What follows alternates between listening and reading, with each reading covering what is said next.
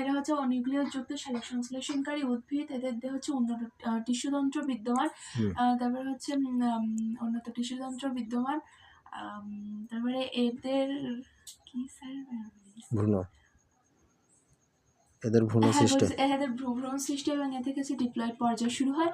তারপরে হচ্ছে এদের হচ্ছে জনন প্রক্রিয়া হচ্ছে অ্যানাইসোগ্যামাস। তারপরে হচ্ছে এছাড়াও এদের হচ্ছে কি বলবো, আর্কিগোনিয়াম বা আর্কিগোনিয়েট বা স্ত্রী জননাঙ্গ বিশিষ্ট উদ্ভিদেরা আছে। এরা সপুষ্পক, হচ্ছে সবুজ, সকল সবুজ উদ্ভিদ। উদাহরণ দিলে তাই তো। আচ্ছা, তারপর প্ল্যান্টের সক, প্ল্যান্টটি হচ্ছে ওটা হচ্ছে ব্রায়োফাইটা আর হচ্ছে ট্রাকিওফাইটা। ব্রায়োফাইটা হচ্ছে মানে পানি সংবহন তন্ত্রবিহীন উদ্ভিদ, আর হচ্ছে মশবর্গীয় উদ্ভিদ।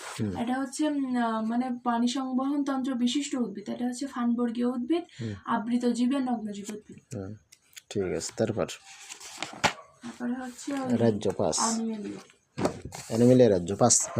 ওকে, স্টার্ট। এরা হচ্ছে বহুকোষী এবং নিউক্লিয়াস যুক্ত হচ্ছে উদ্ভিদ, উদ্ভিদ না, নিউক্লিয়াস যুক্ত প্রাণী। তারপরে হচ্ছে এদের দেহে হচ্ছে কোনো এদের মানে কোষে জ্বর কোষ প্রাচীর, প্লাস্টিড বা কোনো কোষ গহ্বর নেই। প্লাস্টিড না থাকার কারণে এরা হচ্ছে হেটারোট্রফিক বা হচ্ছে অর্থাৎ পরভোজী গলদ্যকরণ করে এবং দেহে জটিল টিস্যুতন্ত্র বিদ্যমান। তারপরে এরা হচ্ছে জনজননের মাধ্যমে হচ্ছে বংশবৃদ্ধি করে। আর মানে কি বলে, পরিণত ডিপ্লয়েড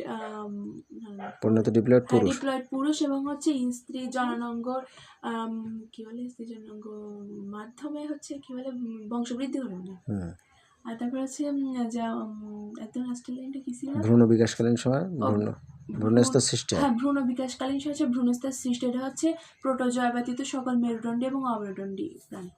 তারপর 2004 সালে হচ্ছে অক্সফোর্ড ইউনিভার্সিটি হচ্ছে কেভলিয়ার স্মিথ,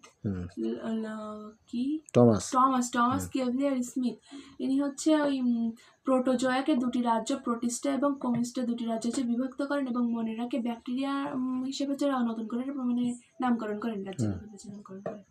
তারপর হচ্ছে শ্রেণীবিন্যাস বলি। শ্রেণীবিন্যাসের ধাপ 7টা ধাপ আছে।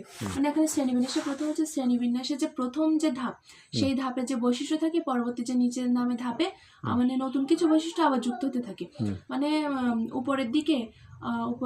উপরের যে ধাপগুলোতে সেগুলো হচ্ছে বৈশিষ্ট্যের সংখ্যা কম থাকে এবং প্রজাতি মানে অন্তর্ভুক্ত জীবের সংখ্যা